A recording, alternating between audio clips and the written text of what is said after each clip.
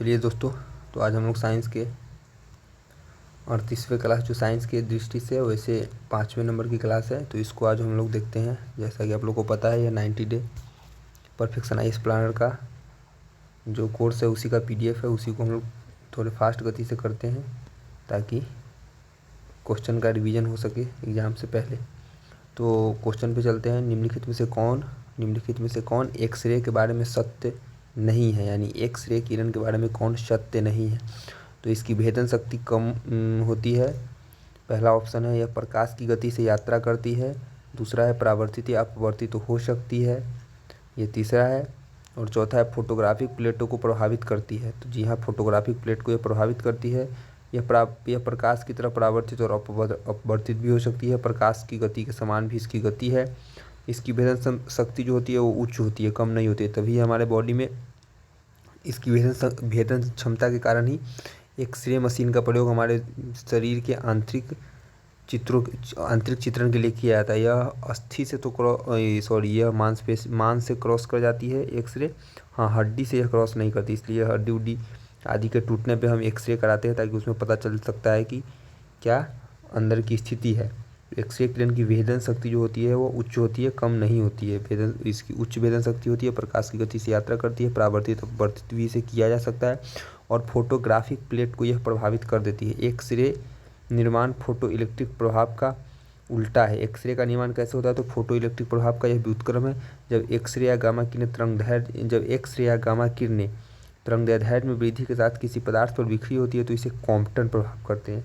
Compton प्रभाव किसे कहा जाता है, जब एक्स किरण या गामा किरण तरंगदैर्ध्य में वृद्धि के साथ अपने तरंगदैर्ध्य में वृद्धि के साथ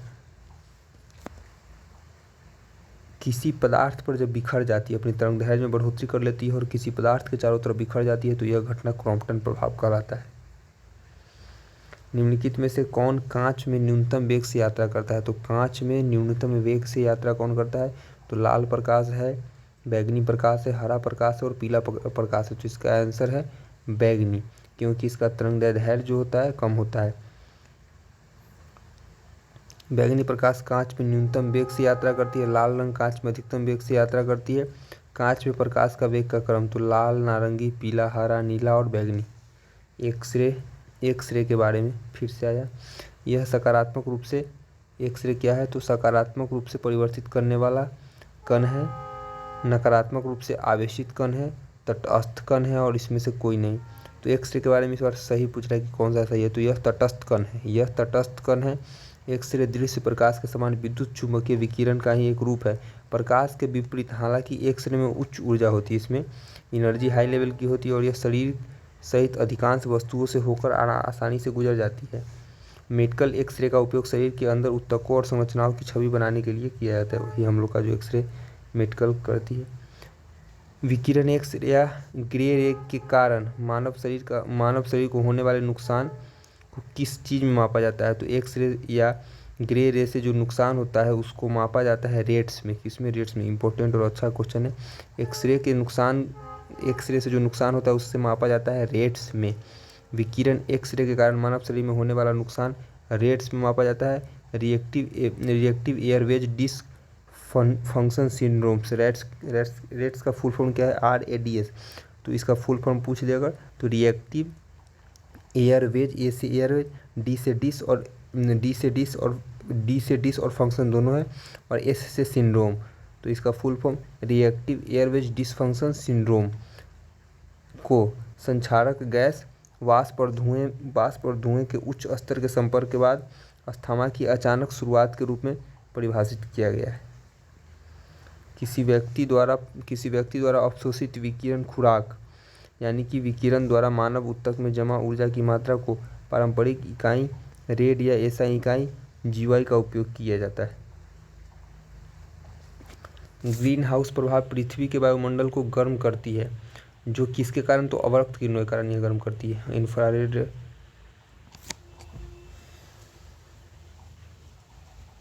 तो UV रे क्या होता है, UV रे अल्ट्रावायलेट पराबैंगनी किरण जो हमारे शरीर में त्वचा कैंसर और अनुवांशिक विकार के लिए उत्तरदायी है।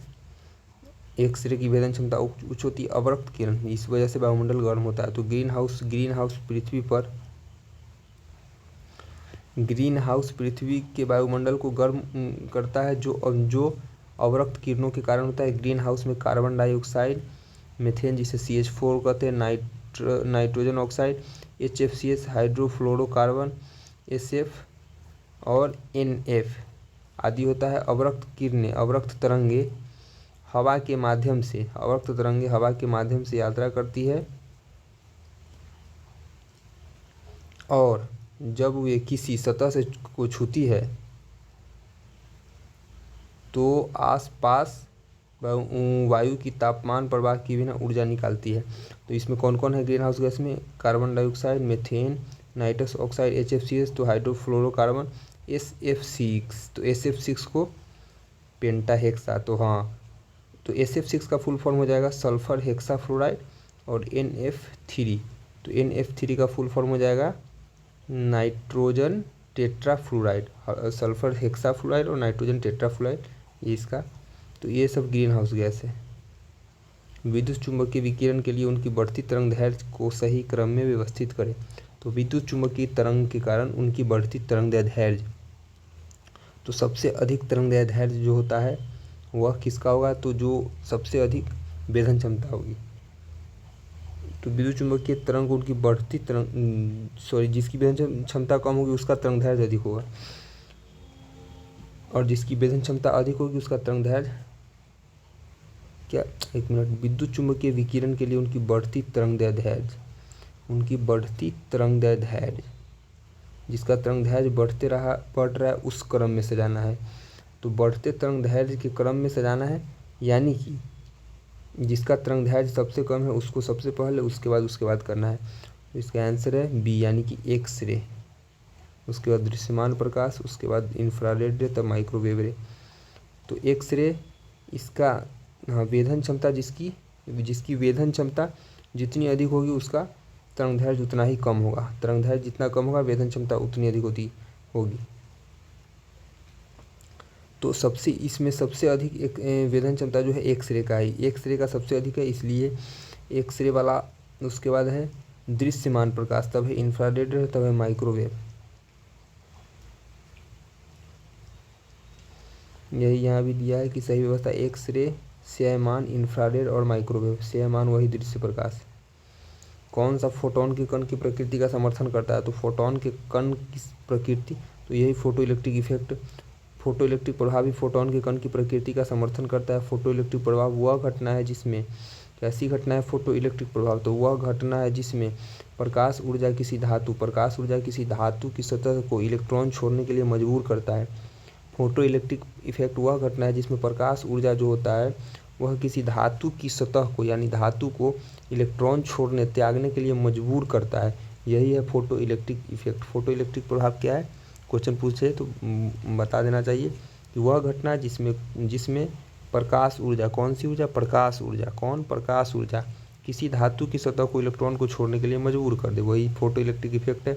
जब प्रकाश टकराता है तो यह दर्शाता है कि प्रकाश के कण सिद्धांत फोटोन या ऊर्जा पैकेट की एक धारा के रूप में परिभाषित किया गया है। यानी प्रकाश जो होता है क्या है? वह ऊर्जा पैकेट के, ऊर्जा बंडल के रूप में गमन करता है।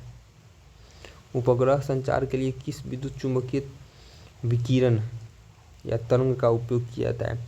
तो किस उपग्रह के संचार के लिए, उपग्रह से बातचीत माध्यम बनाने के लिए उपग्रह संचार के लिए किस विद्युत चुंबकीय विकिरण का प्रयोग किया जाता है? तो उपग्रह के संचार में माइक्रोवेव का प्रयोग होता है। किसका? माइक्रोवेव।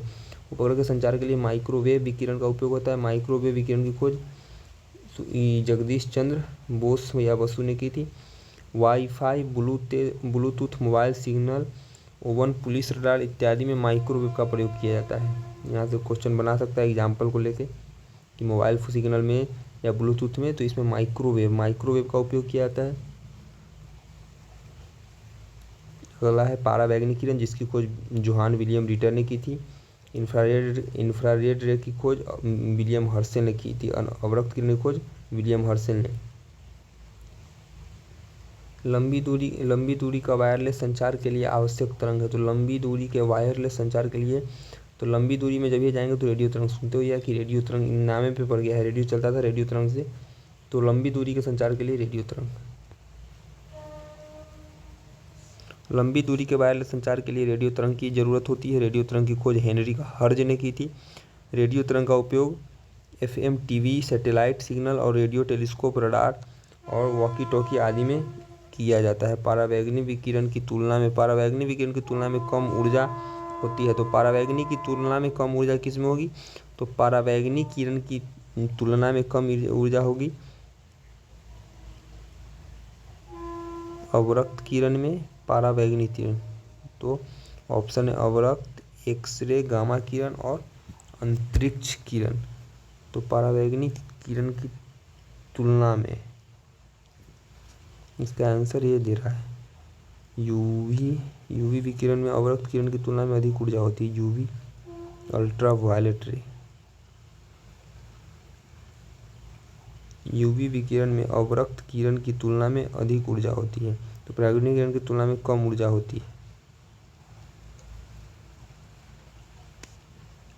और विद्युत चुंबकीय स्पेक्ट्रम की ऊर्जा तो गामा किरण में सबसे अधिक है, उसके बाद एक्सरे में है, उसके बाद अल्ट्रा वायलेट रे में है। तो अब परावैंगनी किरण मतलब यूवी रे, तो यूवी रे के तुलना में कम ऊर्जा तो दृश्य में होगी, अवरक्त में होगी और माइक्रोवेव में होगी। तो कौन कौन ऑप्शन है? और रेडियो तरंग में होगी।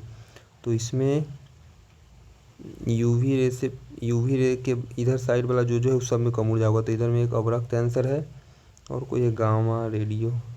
तो गामा तो जो अधिक वाला में हो गया, एक्सरे भी अधिक वाला में हो गया। अंतरिक्ष किरण की बात यहाँ नहीं है। तो इस प्रकार आंसर अवरक्त किरण सही है। विद्युत चुंबकीय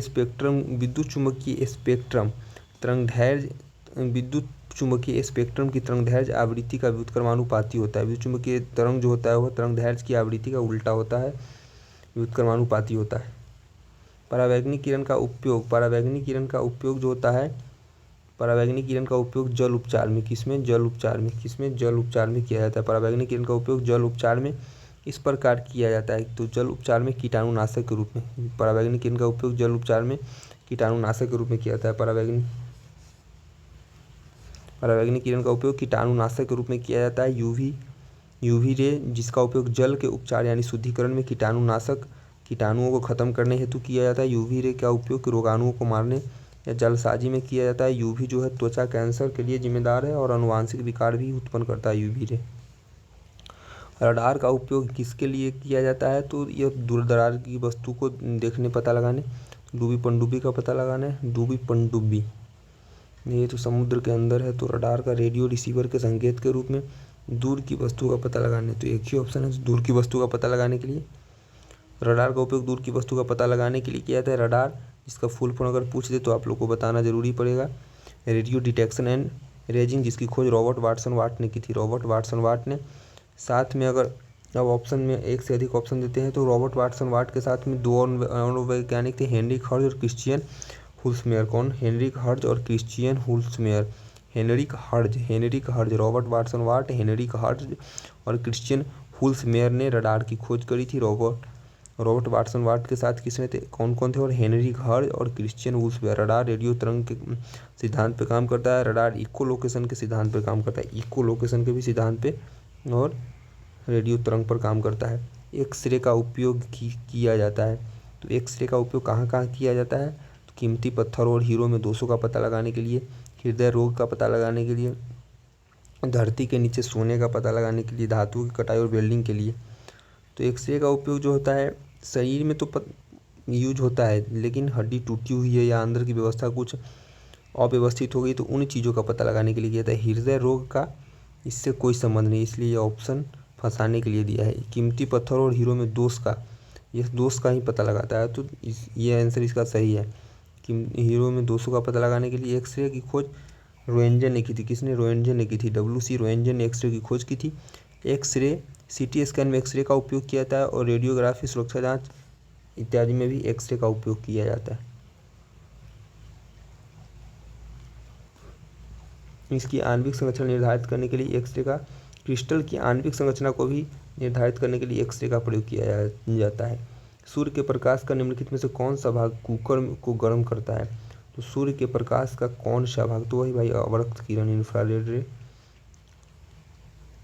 अवरक्त किरण सौर कुकर को गर्म करता है। सौर कुकर जो होता है ना, वह अवतल दर्पण का शायद बना होता है, अवतल दर्पण का सौर कुकर। यह क्या होता है? अवतल दर्पण जो होता है ऐसा होता है जिसका तल अब हो यानी धंसा हो, वही अवतल दर्पण होता है।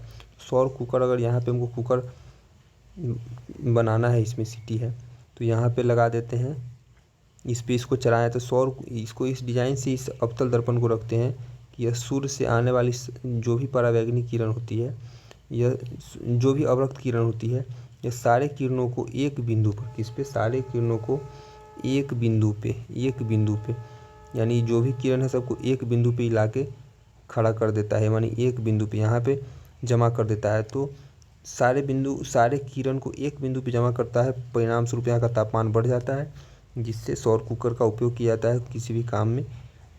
तो अवतल दर्पण सारे सूर्य के किरणों को एक बिंदु पर अभिसरित कर देता है, यानी अभिसरित मतलब एक बिंदु पर लाकर मिला देता है, उसको एक दूसरे के ऊपर मिला देता है, अभिसरित कर देता है। इसलिए अवतल दर्पण को अभिसारी दर्पण भी कहा जाता है। उत्तल दर्पण सारे को फैला देता है, इसलिए उसको अपसारी दर्पण कहा जाता है। तो अवतल दर्पण को अभिसारी, यह एक बिंदु पर अभिसरित कर देता है, यहाँ से भी। तो ये इसी प्रकार से सौर कुकर। फिलामेंट प्रकार के प्रकाश बल्ब में खपत होने वाली अधिकांश विद्युत शक्ति अवरक्त प्रकाश के रूप में दिखाई देती है। तो फिलामेंट प्रकाश का जो बल्ब होता है उसमें खपत होने वाली विद्युत शक्ति अवरक्त प्रकाश में दिखाई देती है। विलियम हर्शल द्वारा खोजी गई अवरक्त किरण की खोज किसने की थी? तो विलियम हर्शल ने इसको खोजा था। विलियम हर्शल ने अवरक्त किरण को खोजा था। टीवी रिमोट में भी अवरक्त किरण ही होता है। टीवी का रिमोट आप मोबाइल कैमरा से देखिएगा, उसमें से रेड या हरा निकलेगा तो अवरक्त किरण ही है। गर्मी के लिए जिम्मेदार अवरक्त किरण है। मांसपेशियों में दर्द के उपचार में उपयोग की जाने वाली किरण अवरक्त किरण है।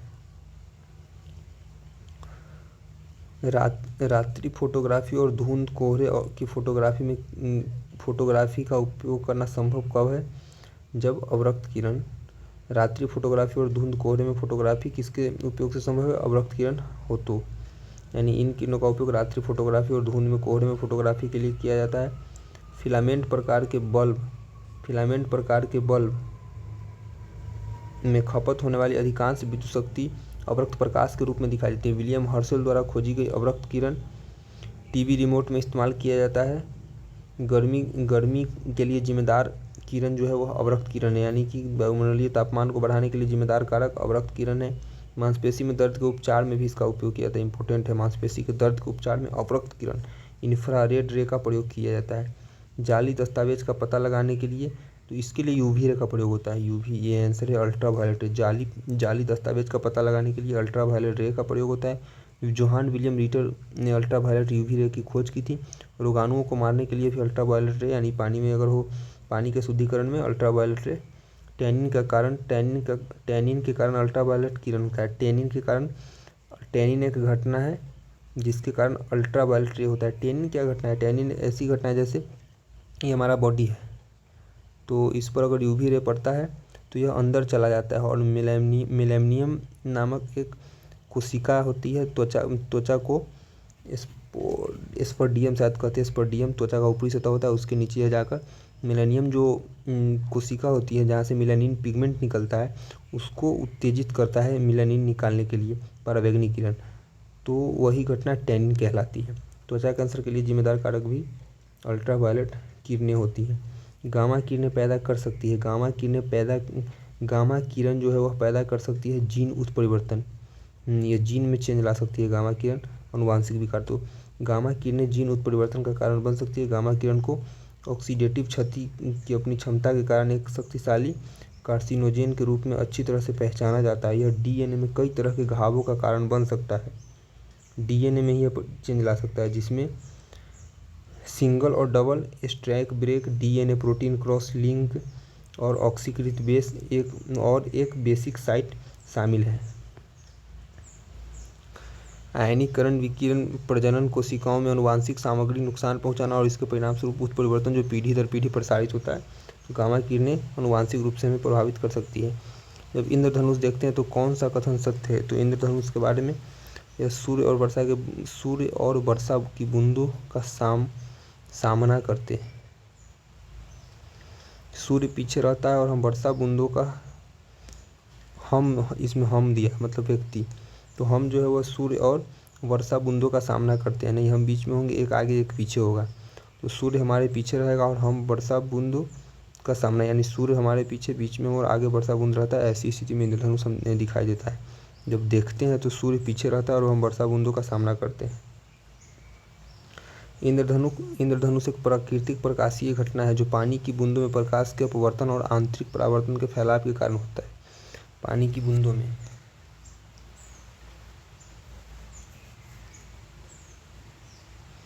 यह क्या है?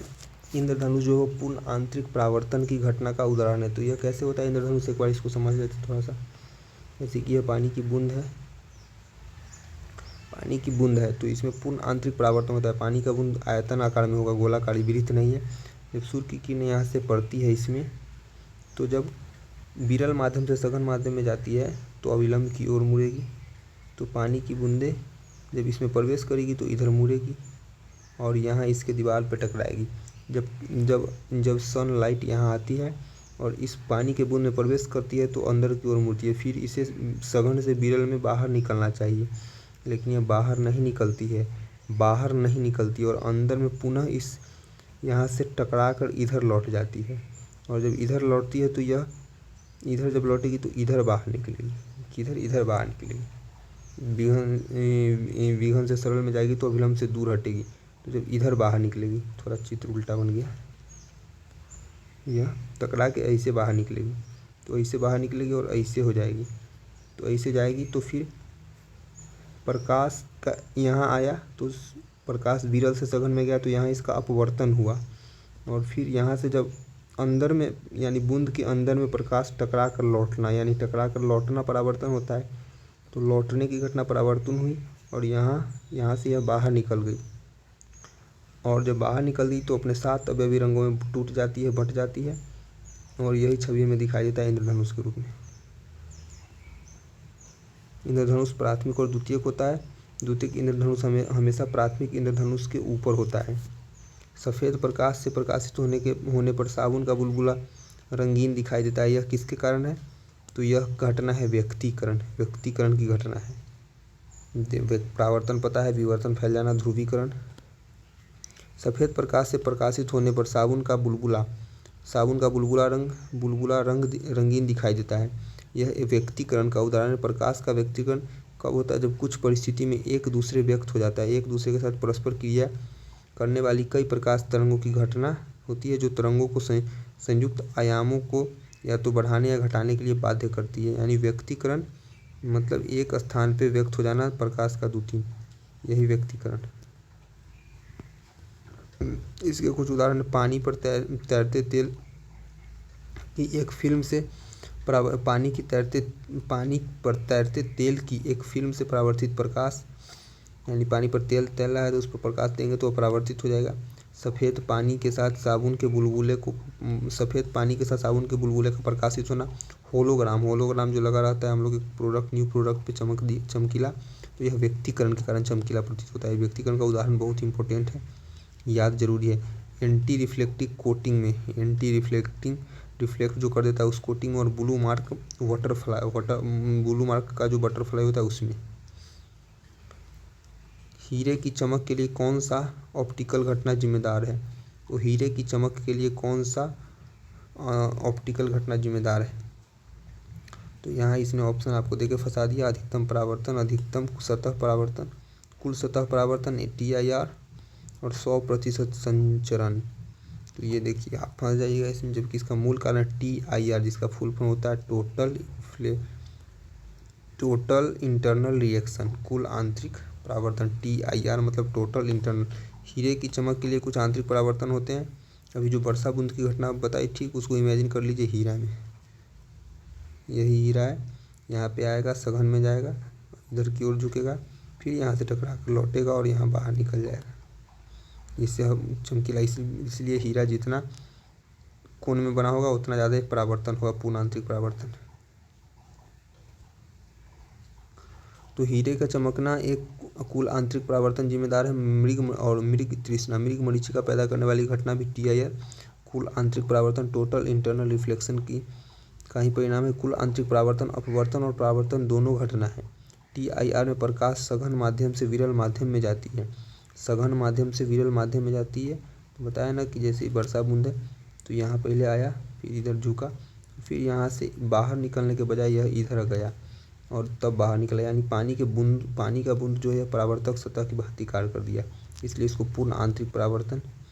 तो TIR में प्रकाश का जो प्रकाश सघन माध्यम से विरल माध्यम, ये सघन माध्यम में जल और ये विरल माध्यम में तो बाहर जाती है। ऑप्टिकल फाइबर TIR के सिद्धांत पर, तो ऑप्टिकल फाइबर हीरे का चमकना, मृग मरीचिका का बनना, इंद्रधनुष, यह सब पूर्ण आंतरिक परावर्तन का उदाहरण है। Total internal reflection.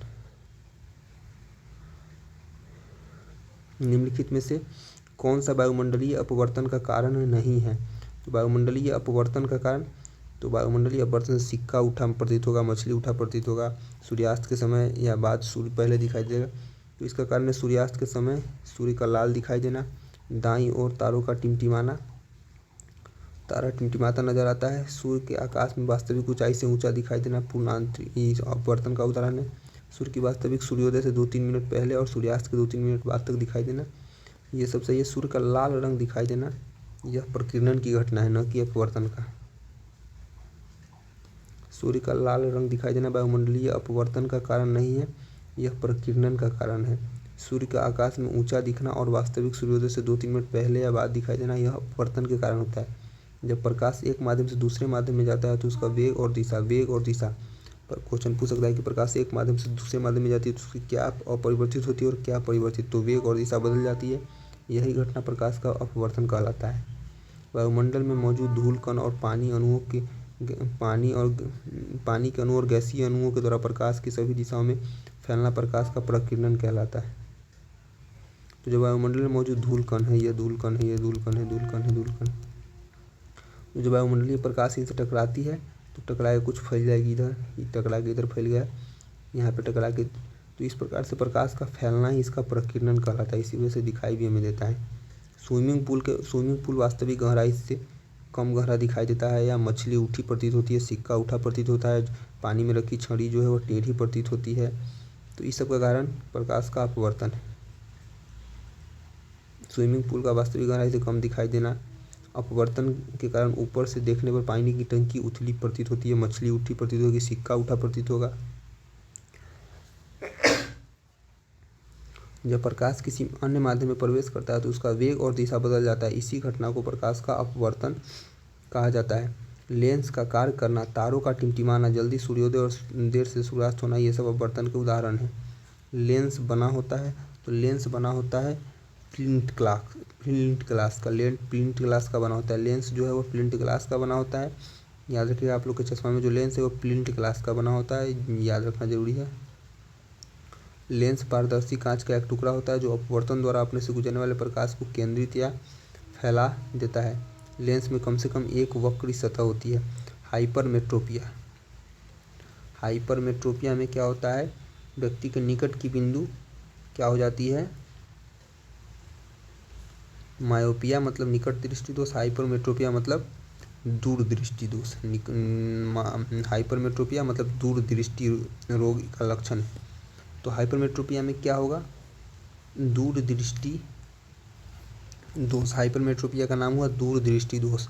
तो दूर दृष्टि दोष का मतलब हुआ कि दूर दृष्टि अगर दोष है तो मतलब दूर दृष्टि को छोड़कर बाकी में दोष है। दूर दृष्टि दोष का मतलब हुआ दूर दृष्टि को छोड़कर बाकी में दोष है, मतलब दूर दृष्टि सही है, बाकी दोष है। मतलब कि निकट देखने में दिक्कत है, निकट देखने में निकट नहीं देख सकेंगे। तो मनुष्य के दृष्टि के लिए न्यूनतम दूरी कितनी चाहिए, अगर 25 सेंटीमीटर चाहिए तो 25 सेंटीमीटर से कम है तो उसको हम नहीं देख सकेंगे। मतलब 25 भी जो भी 30 से कम अगर दे दे ऑप्शन ऐसा, तो दूर दृष्टि दोष मतलब दूर दृष्टि जो है वह दोष रहित है, बाकी में दोष है। तो दूरदृष्टि दोष रहित है, इसका मतलब 25 सेंटीमीटर से कम नहीं देख पाएंगे। हाइपरमेट्रोपिया वाला व्यक्ति निकट की बिंदु 25 सेंटीमीटर से कम को नहीं देख पाता है। हाइपरमेट्रोपिया के सुधार के लिए उत्तल लेंस, तो हाइपरमेट्रोपिया यानी कि दूर दृष्टि दोष के लिए उत्तल लेंस और निकट दृष्टि दोष के लिए अवतल लेंस का प्रयोग किया जाता है। हाइपरमेट्रोपिया में प्रतिबिंब रेटिना के पीछे बनता है और हाइपरमेट्रोपिया में आँख के लेंस की फोकल लंबाई बढ़ जाती है। हाइपरमेट्रोपिया जो होता है, जैसे कि आँख है, ये आँख है, ये आँख है, तो यहाँ से जब वस्तु की प्रतिबिंब आती है तो हाइपरमेट्रोपिया में प्रतिबिंब क्या होता है, यहाँ से आएगी तो प्रतिबिंब को बनना चाहिए इस रेटिना पे, ये रेटिना है तो यहाँ पे प्रतिबिंब बनना चाहिए, लेकिन ये प्रतिबिंब कहाँ बनेगा, ये रेटिना पे बन के लौटे तो ये बनेगा यहाँ पे, तो यानी कि रेटिना से पीछे बना, दूर बना, तो प्रतिबिंब कहाँ बना, रेटिना से दूर बना। जब प्रतिबिंब रेटिना से दूर बनता है तो इसीलिए इसको दूर दृष्टि दोष कहा जाता है। और जब प्रतिबिंब रेटिना के पास बनता है, जब प्रतिबिंब क्या बनेगा, रेटिना के अब बनना था यहाँ, लेकिन बन गया ये यहीं पे बन गया, तो प्रतिबिंब रेटिना के पास बना, इस साइड बना, तो इसी को कहते हैं निकट दृष्टि दोष। तो यह निकट दृष्टि दोष में प्रतिबिंब रेटिना के पास बनता है, दूर दृष्टि दोष में प्रतिबिंब, इसी आधार पर इसका नामकरण है। तो दूर दृष्टि दोष में प्रतिबिंब रेटिना के दूर बनता है, तो निकट दृष्टि दोष के लिए अवतल लेंस और दूर दृष्टि दोष के लिए उत्तल लेंस। निकट दृष्टि दोष को मायोपिया और दूर दृष्टि दोष को हाइपरमेट्रोपिया कहा जाता है। दूर दृष्टि दोष में क्या होती है, आँख की जो लेंस की फोकल लंबाई होती है, यहाँ जो लेंस है, इस लेंस की फोकल लंबाई बढ़ने से प्रतिबिंब दूर बनता है। और निकट दृष्टि दोष में फोकल लंबाई छोटी हो जाती है, इसलिए प्रतिबिंब पहले बन जाता है रेटिना के।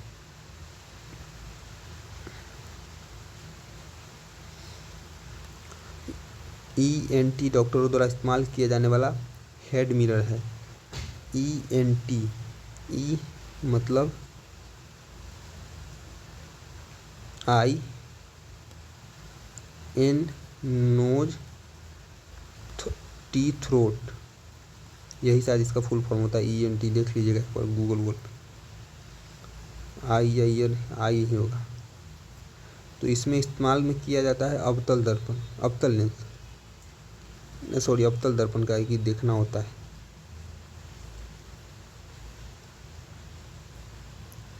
तो इसमें अवतल है ना आंसर, हाँ। ENT में इस्तेमाल, ENT का फुल फॉर्म आई, नोज और थ्रोट, हाँ थ्रोट, गला, यही तीनों होता है।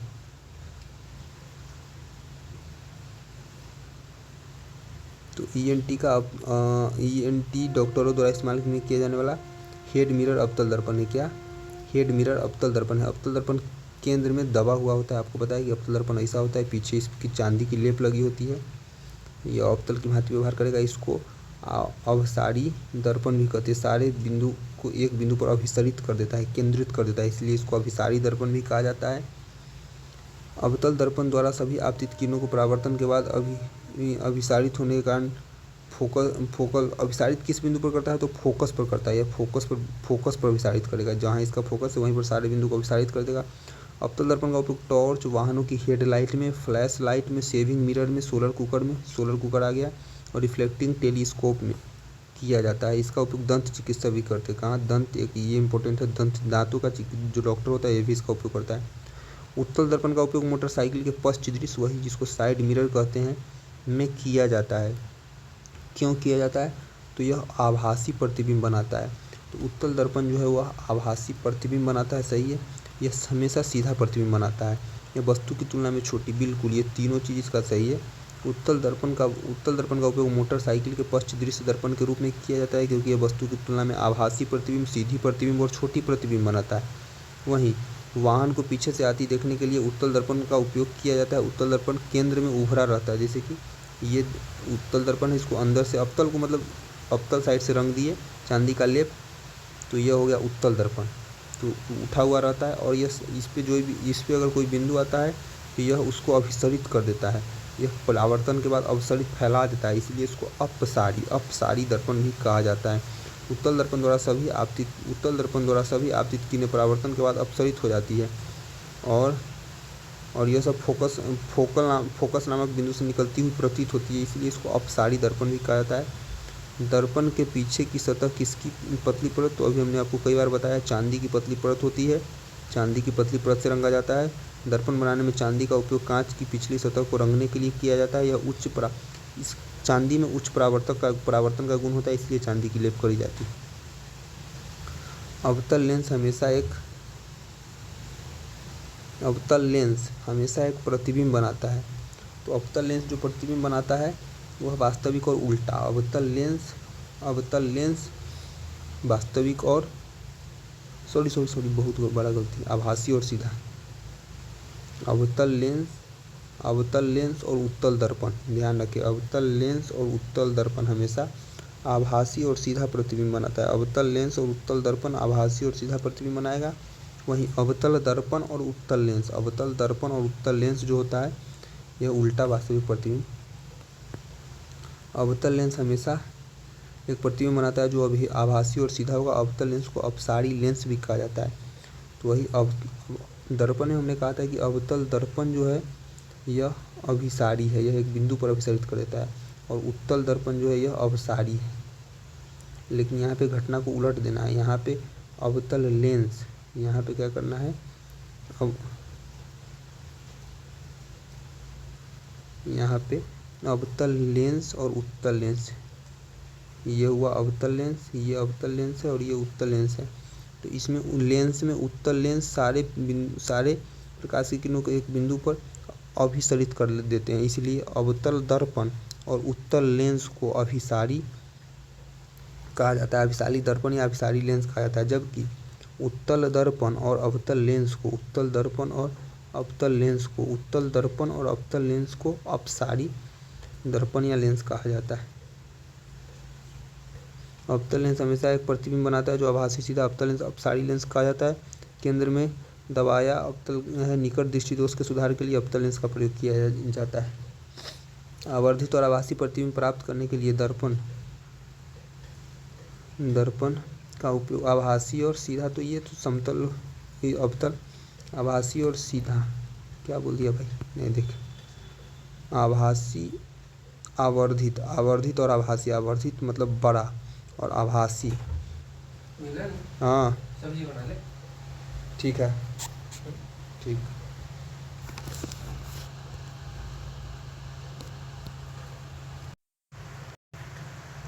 अवतल लेंस के बारे में हो गया। आवर्धित मतलब बड़ा और आभासी मतलब सीधा, काल्पनिक।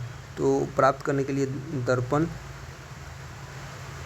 का उपयोग किया जाता है। तो ऐसे दर्पण अवतल दर्पण होते हैं जो बड़ा प्रतिबिंब बनाएगा। समतल एक समान प्रतिबिंब बनाता है और उत्तल जो है वह छोटा प्रतिबिंब हमेशा छोटा बनाता है, उत्तल दर्पण। तो यह ध्यान रहे, साइड मिरर में उपयोग उत्तल का होता है, बाकी अवतल हमेशा बड़ा प्रतिबिंब का बात होगा तो अवतल ही बनाएगा। आवर्धित और आभासी प्रतिबिंब प्राप्त करने के लिए हमें अवतल दर्पण का उपयोग किया जाता है। यदि वस्तु अवतल दर्पण के फोकस और ध्रुव के बीच रखी हो तो दर्पण के पीछे आभासी, आवर्धित और सीधा प्रतिबिंब बनता है। अवतल दर्पण को अभिसारी दर्पण भी कहते हैं। अवतल दर्पण केंद्र में डूबा होता है। निम्नलिखित में से कौन सा हमेशा अपने सामने रखी वस्तु का छोटा प्रतिबिंब बनाता है? तो हमेशा छोटा प्रतिबिंब उत्तल दर्पण बनाएगा। छोटा प्रतिबिंब उत्तल दर्पण हमेशा अपनी वस्तु का छोटा प्रतिबिंब बनाता है। उत्तल दर्पण को अपसारी दर्पण भी कहते हैं। उत्तल दर्पण केंद्र में उभरा होता है। उत्तल दर्पण केंद्र में ऐसा रहता है। उत्तल दर्पण ये है उभरा है, और अवतल ऐसा है या धंसा है। उत्तल दर्पण हमेशा ध्रुव और फोकस के बीच छोटी प्रतिबिंब बनाता है। जब व्यक्ति दर्पण के सामने खड़ा होता है तो विशिष्ट दर्पण द्वारा बनाई गई छवि पर समान आकार की दिखाई देती है, लेकिन सिर पर उसका शरीर अपने वास्तविक आकार से छोटा दिखाई देता है। दर्पण की प्रकृति क्या है? तो ऐसी स्थिति में दर्पण उत्तल और समतल दोनों हो सकता है। जब व्यक्ति उत्तल और समतल दर्पण के सामने खड़ा होता है तो विशिष्ट दर्पण द्वारा बनाई गई छवि पैर समान आकार की दिखलाई देती है, लेकिन सिर और उसका शरीर अपने वास्तविक आकार से छोटा दिखाई देता है। उत्तल दर्पण हमेशा अपने सामने रखी गई छोटी वस्तु का छोटी छवि बनाता है। समतल दर्पण हमेशा दर्पण के पीछे आभास, सीधा और पार्श्व रूप में बनाता है। आँख का बाहरी सफ़ेद भाग जो आंतरिक संरचना से रक्षा करता है वह क्या है? तो यह है स्क्लेरा। कौन? स्क्लेरा। आँख का बाहरी सफ़ेद भाग जिसको स्क्लेरा कहते हैं, यही रक्षा करता है। आइरिस प्रकाश के लिए शटर का काम करता है, प्रकाश को आने जाने देता है, नहीं तो फिर बंद। और उद्घाटन आइरिस को ही सही मात्रा में प्रकाश देने के लिए समायोजित किया जाता है। रेटिना पर 1/16 सेकंड के लिए वास्तविक छोटा और उल्टा प्रतिबिंब बनता है। नेत्र, या ध्यान रखिएगा, रेटिना पर हमेशा वास्तविक बनता है, यानी कि जो सही है, एक्चुअल है, वही छोटा बनेगा और उल्टा प्रतिबिंब बनता है, उल्टा। नेत्रदान में कॉर्निया का दान होता है, ये भी ध्यान रखें। अगला, वर्णांध व्यक्ति इनमें से किसमें अंतर नहीं कर पाता है? तो लाल और हरा में जो वर्णांध व्यक्ति है वो अंतर नहीं कर पाएगा। रंग दृष्टि या रंग अंधापन हुआ है जहाँ आप अधिकांश लोगों की तुलना में रंगों को अलग अलग तरह से देखते हैं। रंगों का अलग अलग बताना कठिनाई हो मुश्किल होता है। वर्णांध दुनिया के सबसे आनुवांशिक स्थितियों में होता है।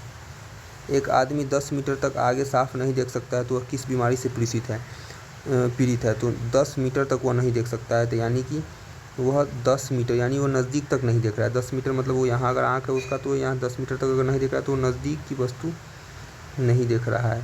तो वह नज़दीक की वस्तु किस में दिखाई नहीं देती है?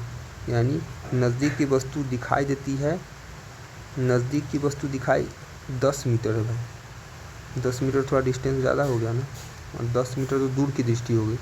तो 10 मीटर नज़दीक मतलब 1-2 मीटर, 10 मीटर 50 से 1 मीटर के आसपास नज़दीक होता है, और 10, 20, 50, 100 मीटर दूर का होता है। तो निकट दृष्टि दोष में निकट की वस्तु अब क्लियर दिखाई देती है लेकिन दूर की क्लियर दिखाई नहीं देती है। तो यहाँ पे दूर क्लियर नहीं दिखाई दे रही है मतलब निकट दृष्टि दोष है। इसके लिए अवतल लेंस का उपयोग किया जाना जरूरी है। निकट दृष्टि में लेंस की फोकल लंबाई कम हो जाती है और दूर दृष्टि में फोकल लंबाई नेत्र की बढ़ जाती है। इसीलिए निकट दृष्टि में जो प्रतिबिंब है वह रेटिना के पहले बनता है, इधर बन जाता है, और दूर दृष्टि में प्रतिबिंब यहाँ पे बनता है, जबकि बनना चाहिए रेटिना पे। निकट दृष्टि में प्रतिबिंब रेटिना के सामने बनता है, और निकट दृष्टि में पीड़ित व्यक्ति के लिए दूर बिंदु अनंत से कम होता है। दूर दृष्टि दोष को किसका उपयोग करके ठीक किया जा सकता है? तो दूर दृष्टि दोष के लिए उत्तल लेंस।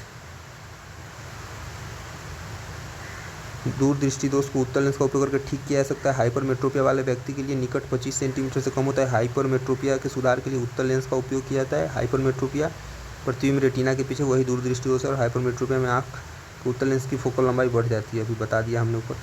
नंगी आँखों से सूर्य ग्रहण देखना खतरनाक होता है, क्योंकि सूर्य से निकलने वाली परावैंगनी किरण हमारे रेटिना को जला देती है। एक लाइन में याद करें, नंगी आँखों से सूर्य को देखना जो है वो खतरनाक होता है क्योंकि सूर्य से निकलने वाली परावैंगनी किरणें हमारे आँख की रेटिना को जला देती है।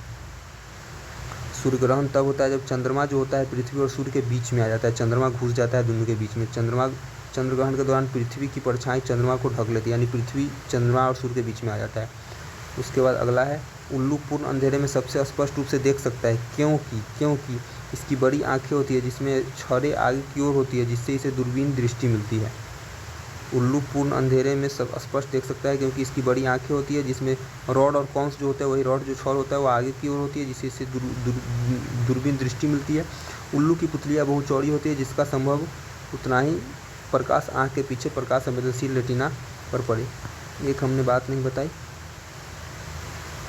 प्रतिबिंब समतल दर्पण में, उत्तल दर्पण में, अवतल दर्पण में कहाँ बनता है उसको बताया था एक छोटे से चार्ट से। यह मान लीजिए कि है, ये F है, ये 2F है और ये अनंत है। इधर ये F है, ये 2F है और ये अनंत है। ये चार्ट याद रखिएगा, प्रतिबिंब बन जाएगा। एक डब्बा बना लीजिए, इस डब्बे में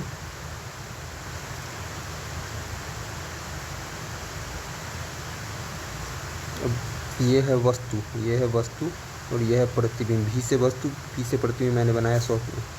ये है वस्तु और ये है प्रतिबिंब। तो वस्तु अब इधर से हम लोग देखना शुरू कर देंगे, इधर से प्रतिबिंब बनेगा। तो वस्तु अगर अनंत पर है तो पहले इधर से लिख देते वस्तु 2F,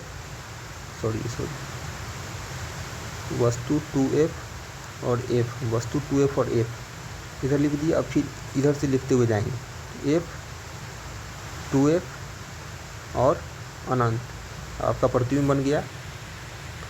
अवतल दर्पण या उत्तल लेंस में प्रतिबिंब, तो वस्तु अगर अनंत पे है तो प्रतिबिंब फोकस पे, वस्तु अगर अनंत पे है तो प्रतिबिंब फोकस पे, वस्तु अगर 2F पे है तो प्रतिबिंब 2F पे, और वस्तु अगर फोकस पे है तो प्रतिबिंब अनंत पे बनेगा। वस्तु अगर अनंत और फोकस के बीच में 2F के बीच में है तो प्रतिबिंब फोकस और 2F के बीच में बनेगा। वस्तु अगर 2F और F के बीच में है तो प्रतिबिंब 2F और अनंत के बीच में बनेगा। 2F और 2F बराबर है तो वस्तु अगर 2F पर है तो प्रतिबिंब भी 2F पर बनेगा, और 2F बराबर है तो प्रतिबिंब का आकार बराबर होगा। और इधर जाएंगे तो प्रतिबिंब, वस्तु अगर इधर लाएंगे तो प्रतिबिंब का आकार घटेगा, F की तरफ घटता है, और इधर ले जाने पर प्रतिबिंब का आकार बढ़ेगा, यानी कि वस्तु को अगर 2f से अनंत, वस्तु 2f और अनंत के बीच में है तो प्रतिबिंब f और 2f के बीच में होगा और छोटा होगा। लेकिन वस्तु 2f और 2f पर है तो बराबर होगा, और वस्तु 2f और f के बीच में है तो प्रतिबिंब 2f और m अनंत के बीच में होगा और वस्तु से बड़ा होगा कि अनंत बड़ा है। तो वस्तु f पर है तो प्रतिबिंब अनंत पर बड़ा बनेगा। वस्तु अगर अनंत पर है तो प्रतिबिंब f, तो अनंत f जो है अनंत से छोटा है तो वस्तु का प्रतिबिंब छोटा बनेगा। तो समझ गए। तो अब यह अप्लाई होगा किसमें, अवतल दर्पण और उत्तल लेंस में यह अप्लाई होगा। और प्रतिबिंब कहाँ कैसे बनेगा समझ गए, अनंत पे तो एक फोकस पे बनेगा 2f यानी वक्ता केंद्र, तो वक्ता केंद्र पे, और वस्तु अगर फोकस पे है तो अनंत पे प्रतिबिंब बनेगा। इस चार्ट को समझ लिया अच्छे से, हो जाएगा। मिलते हैं अपने नेक्स्ट वीडियो में। धन्यवाद। परमाणु संरचना के साथ अगले टॉपिक के साथ।